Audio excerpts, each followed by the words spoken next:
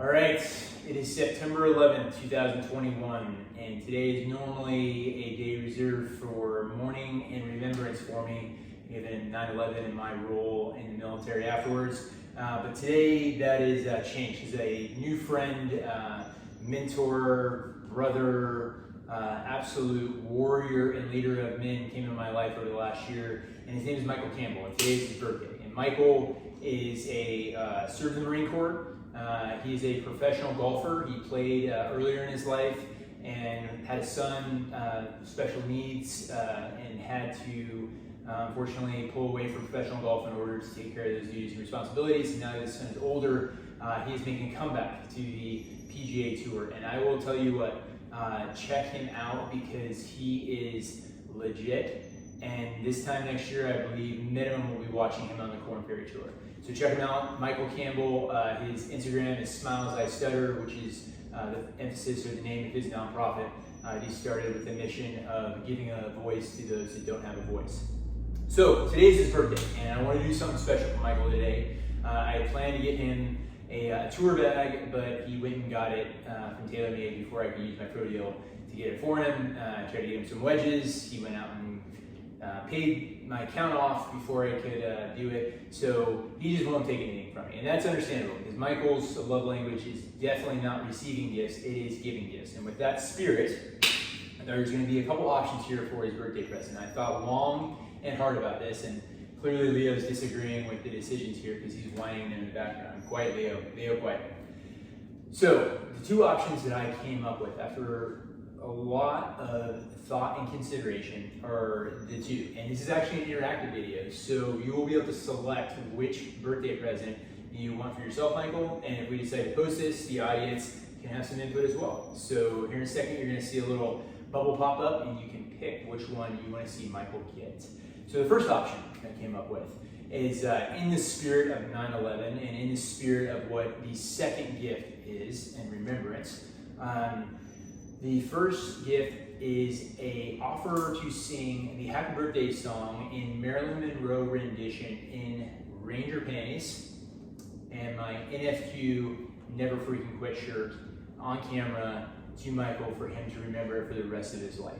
If those of you aren't familiar with the Marilyn Monroe rendition of the Happy Birthday song to President JFK before he was assassinated, I suggest you look it up, but be warned, it is pretty seductive.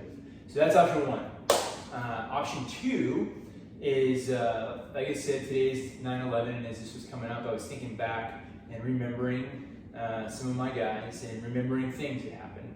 Not just necessarily remembering deaths, but also remembering some of the fun glimpses that we had. And unfortunately, in the unit I served in, we lost 14 of our Rangers, 49 of us wounded, and have lost several to suicide since the 2006-2007 deployment. So there was few opportunities for humor or really good times because we were so busy, but there were a few, and one that I can think of goes back to a gentleman that I remember today, and that is Captain John Dennison. Captain John Dennison is promoted posthumously, so when I knew him, it was Lieutenant John Dennison, and John, when he came into our unit, he was a non-typical officer. He had the typical resume for success, West Point officer, finished towards the top of his class, incredible athlete, Ranger qualified, married up, incredible wife that was super more athletic than he was. But he came in as a lieutenant, and he was motivated. And of course, when motivated lieutenants come in and we're not deployed downrange, there's nowhere for their energy to be dispersed, and so it goes in all the wrong directions and normally results in pissing off the NCOs. So when I got back from deployment, John was waiting for us, and when he got there, he was super excited to be there and wanted to get after it. Well, we had just been gone for a year and had just invaded Iraq, and we were kind of tired. So his motivation was desire to be put on hold. And so to try and mitigate that exuberance, I came up with an idea for if someone, a lieutenant in the company, did something stupid, like off the wall, just stupid. Something that normally probably get away with and just blame it on, oh, it was a lieutenant. But in our unit, we didn't have time for that because we were fighting wars and getting ready to go back. And so I had to come up with something to try and encourage my lieutenants to realize that they did not need to embrace this this grace period of I'm a new lieutenant, I'm a cherry, I can do whatever I want, and there'll be no repercussions of it, maybe a little bit of hazing by the NCOs. Well, problem is they really clamped down on hazing back around 2005, and so that was not necessarily an option. So the idea that I came up with was the idea of using our willingness and our prescribed code in the Ranger Creed of I will never quit, I will never leave a fallen comrade, I will never embarrass my country. I thought of this idea. Now, you will never see a guy in the Rangers or pretty much any special operations unit ever quit anything. They will pass out before they quit. I remember several times, one in particular, where we went up, a small contingent of us went up to Fort Carson from sea level at Fort Bragg and decided to run the Manitou incline day one when we got there coming from sea level. Some of the guys passed out on the way up. You know what? They all made it up to the top because we dragged them up there. Now they all passed out, so it wasn't dragging them conscious, but that was the type of commitment that we had. And so I figured, how can I use this level of commitment and desire to avoid shame at all costs to help possibly decrease the learning cycle here for lieutenants? So I came with the idea of the Buttercup 6 call sign.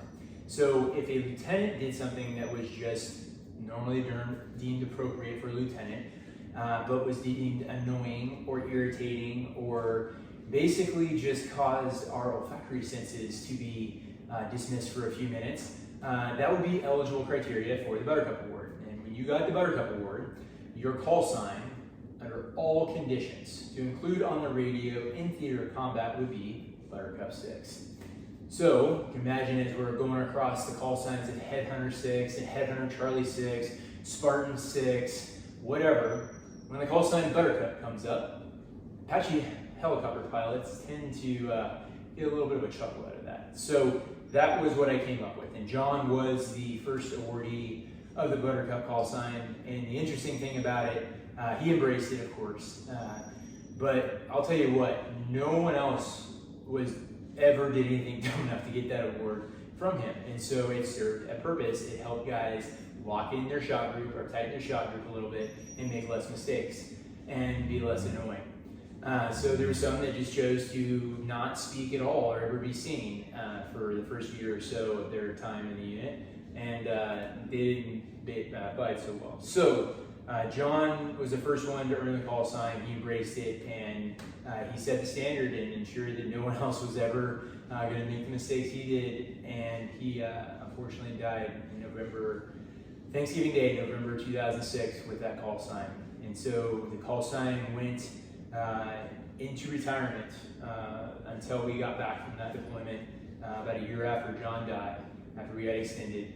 And we got back, we got a whole new batch of new lieutenants, and they made John look like the most seasoned possible lieutenant coming in the unit back when he came in. So we decided to reinstitute the call sign, and once again, first guy got the call sign, and he never lost it. So it worked. So in that spirit, I decided to, given the fact that Michael is a professional golfer, give him a piece of history. So this right here is a persimmon head driver. These are the types of drivers that Jack Nicklaus, Arnold Palmer used, Ben Hogan, and man, they would hit it a mile. But you had to be dialed in. Michael Campbell is probably one of the only guys that I know that can actually hit this club. That's how impressive he is. So why would this be a gift comparable to the Buttercup Award? Well, that's because this one's mine. Michael's, it's right here. As you can see, it's got a paint grip on it.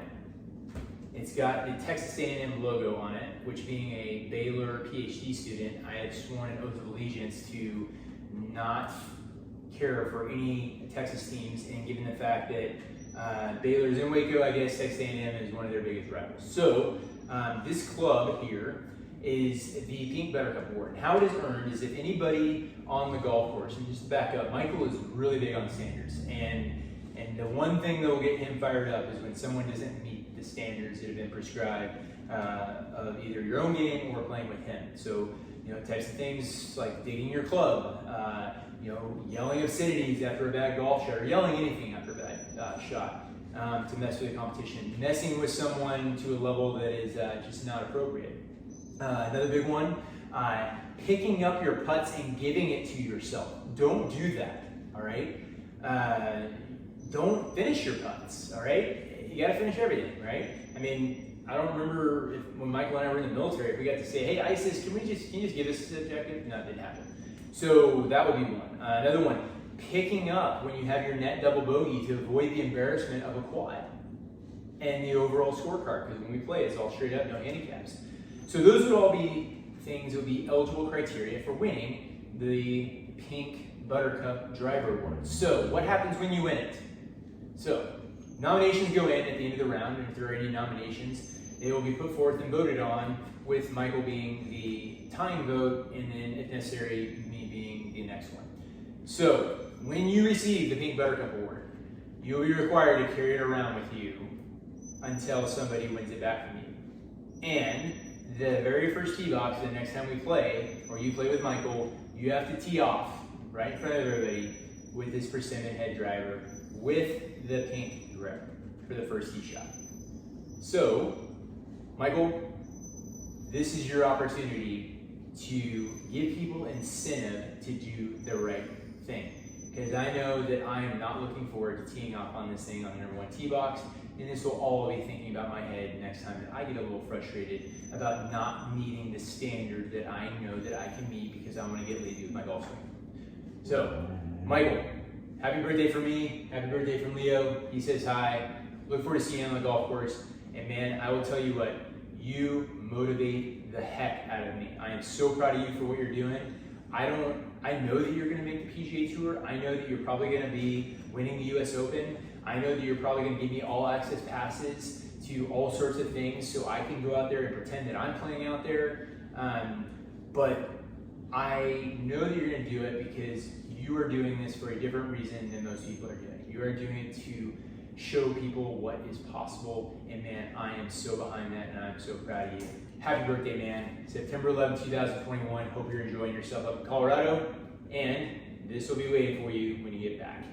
Rangers lead the way, and as an added bonus, I'm going to do 22 push-ups for veteran suicide awareness in your name. Rangers lead the way. Out.